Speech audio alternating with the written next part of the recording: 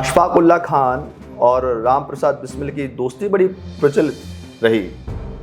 दोनों इस देश के लिए और प्राण उन्होंने उत्सर्ग किए। दोनों को फांसियां हुई इस देश की उस ब्रिटिश गवर्नमेंट के कालखंड में क्रांतिकारी गतिविधियों के कारण से। लेकिन आप देखिए मजहब की दीवारें राष्ट्रभक्ति के सामने कितनी बौनी हो जाती है। मुझे अशफाक का उदाहरण बड़ा अच्छा लगता है। राम प्रसाद बिस्मिल के लिए आपने सुना होगा, राम प्रसाद बिस्मिल जेल के अंदर थे और उनको फांसी होनी थी और लास्ट डे तक वो व्यायाम करते रहे, शरीर का पसीना निकालते रहे। तो लोग उनसे पूछते थे कि राम प्रसाद अभी तो मरना है, कल सुबह तो फांसी होनी है, क्यों इतना पसीना बहाते हो?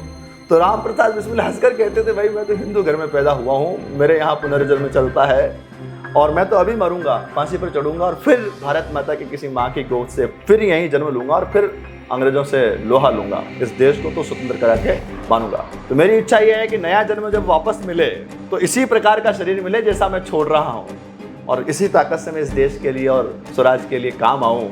इसलिए मैं व्यायाम करते करते ही फांसी पर जाऊंगा पसीना बहाकर। तो ये जो पीड़ा है, ये पीड़ा कह लो या एक मन में जो उथल पुथल होती है, अशफाक ने इसको बड़ी सुंदर शायरी में कहा।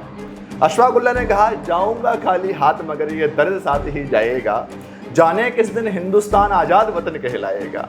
बिस्मिल हिंदू हैं, कहते हैं फिर आऊंगा फिर आकर भारत माता को आजाद कराऊंगा। अब अशफाक का मन देखो आप, मजहब की दीवारें कैसी टूटती भी है।